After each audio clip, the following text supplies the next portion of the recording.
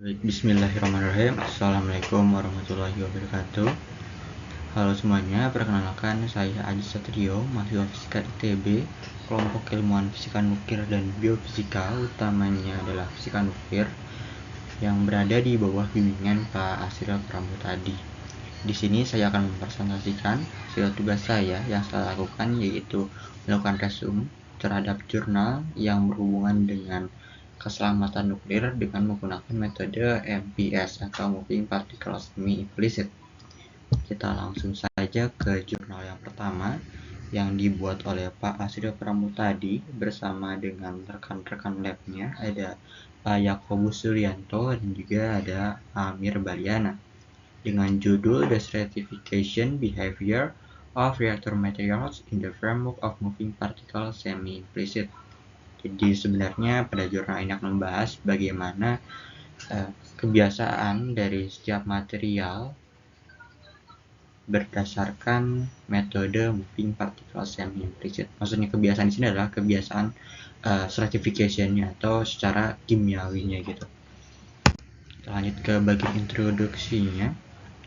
Di bagian pertama dibahas terlebih dahulu mengenai kecelakaan nuklir Fukushima yang disebabkan adanya kejadian tsunami mengakibatkan sistem pendinginnya rusak, dan dari sistem pendingin rusak yang mengakibatkan inti reaktor mengalami temperatur sangat tinggi, dan dari temperatur tinggi itu mengakibatkan adanya pelelehan material dan mengakibatkan juga adanya pembocoran material di dalamnya, material nuklir di dalamnya, dan menyebabkan keledakan atau meledak keluar, dan ledakan itu sangat merugikan untuk daerah sekitarnya. Karena kerugian tersebut lumayan besar, maka sudah jelas permasalahan reaktor inti ini perlu dilakukan investigasi lebih lanjut dengan dilakukannya eksperimen. Namun seperti yang kita tahu juga bahwa sebenarnya eksperimen langsung dengan inti reaktor itu cukup sulit dan sudah pasti lumayan mahal. Dengan begitu lebih baik dilakukan menggunakan simulasi komputasi. Simulasi komputasi ini sebenarnya terdapat banyak metode. Namun di sini yang digunakan adalah metode yang dipropos oleh Seiichiro Shizuka dengan nama Moving Particle Semi Implicit Method, yaitu metode mesh free atau tanpa batas, tanpa grid gitu ya, untuk partikel untuk fluida dinamik. Material yang diinvestigasi adalah PBBI, PBLI, PB, dan AL. Kenapa 4 material tersebut dipilih? Karena memang campuran liquid, untuk yang pertama ya, campuran liquid dari PBBI dan PB itu memang digunakan untuk coolant atau pendingin dari konseptual desain reaktor, fast reaktor. Jadi memang sistem pendingin untuk reaktor cepat. Dan untuk yang liquid dari PBBI dan PBLI memang digunakan sebagai selimut material pada reaktor fusi, dan aluminium sendiri memang biasa digunakan untuk manufaktur dari cladding serta juga struktural material dari research reaktor. Kita lanjut ke metode yang digunakannya, yaitu moving particle semi implicit. Jadi mengsimulasikan pergerakan partikel dengan mempertimbangkan partikel-partikel di sekitarnya atau memperhitungkan partikel-partikel di sekitarnya.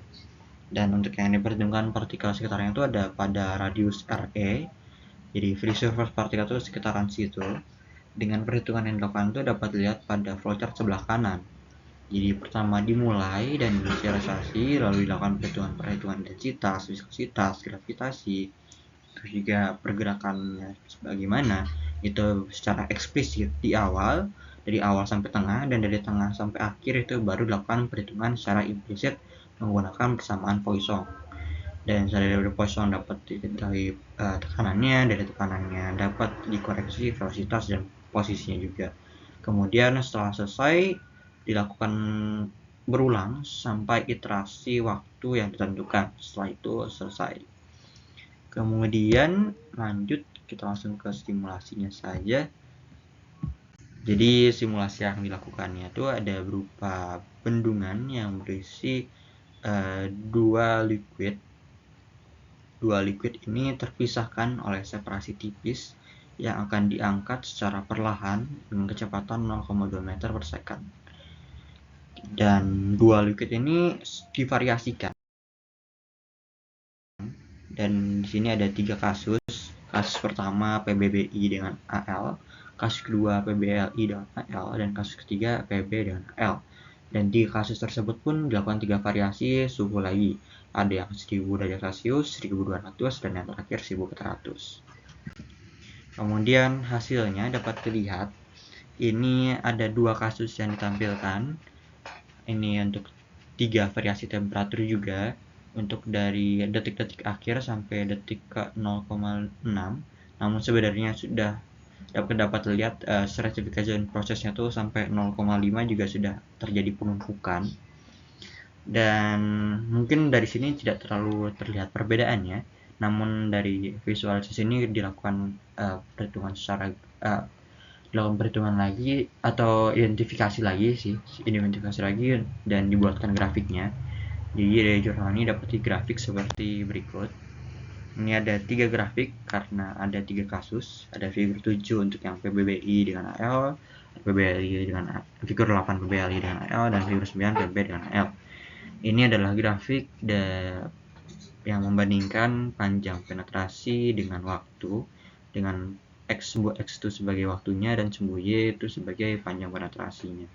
Untuk yang grafik berwarna hitam merupakan variasi PB-nya, PBBI, PBLI, dan PB. Sedangkan untuk yang grafik biru adalah grafik AL. Dengan terdapat keterangan tambahan bahwa ketika grafik tersebut ada bulatan kecil itu merupakan gambaran dari 1000 derajat Celcius. Untuk yang bulat besar itu untuk yang 1200 derajat Celcius, sedangkan untuk yang seperti X itu untuk yang 1400 derajat Celcius. Dan kita langsung lihat saja perbedaannya. Nah, ini perbedaan yang sangat terlihatnya. Untuk yang grafik hitam kita perhatikan terlebih dahulu. Grafik hitam yang figur 9, yang PB itu sangat terlihat berbeda dibandingkan yang PBLI dan PBBI, di mana menunjukkan bahwa PB ini lebih cepat mengalami pembanjangan penetrasi atau lebih cepat memasuki si liquid AL-nya dibandingkan liquid-liquid yang lain. Dan hal tersebut dapat disebabkan perbedaan densitas yang cukup jauh dari PB dengan AL dibandingkan PBLI ataupun PBBI dengan AL. Lalu kita tinjau sekarang yang bagaimana dengan kondisi AL-nya. Dapat lihat di grafik biru terdapat 3 lingkaran merah. Lingkaran merah paling bawah dulu kita mulai. Kita dapat lihat kalau misalnya memang dari detik 0,1 pun di rentang detik 0,1 sudah terdapat perbedaan. Jadi memang PB itu lebih cepat dibandingkan PBLI dan PBBI. Dan PBLI masih lebih cepat dibandingkan PBBI. Jadi memang PB sebagian tercepat dan PBBI yang terlambat penetrasinya. Kemudian untuk yang aluminium ini di tengah-tengah di antara penetrasi 40 mm di waktu 0,3 sampai 0,4. Itu PB itu untuk yang aluminium dengan PB dapat dilihat bahwa hanya ada satu titik bulatan aluminium pada suhu 1200 derajat Celcius. Jika dibandingkan dengan yang figur 8 dan figur 7, figur 8 itu terdapat 2 bulatan, namun terdapat perbedaan, terdapat jarak, terdapat semacam renggangan, sedangkan ketika yang di figur 7 renggangan tersebut lebih padat. Dan untuk yang terakhir, kondisi yang digambarkan dari PBBI dan PB cukup mirip, sedangkan yang PBLI terdapat perbedaan untuk yang aluminiumnya. Ya, begitu perbedaan kondisi atau kebiasaan certification dari ketiga material dengan aluminium. Dan kita langsung saja ke kesimpulannya. Kesimpulannya adalah terdapat 3 di sini. Yang pertama, dari gambar diketahui bahwa setiap kombinasi material membutuhkan waktu 0,5 detik hingga akhirnya mencapai kondisi stratified atau kondisi berlapis. Kemudian dari yang didapat juga bahwa PBAL itu yang tercepat untuk meraih kondisi berlapis dibandingkan material lainnya. Dan kesimpulan terakhir adalah semakin besar perbedaan dari densitas dua liquid, maka semakin cepat kondisi certification atau proses certification-nya berlangsung.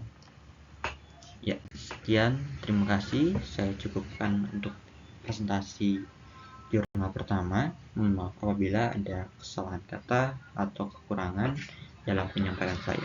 Wassalamualaikum warahmatullahi wabarakatuh.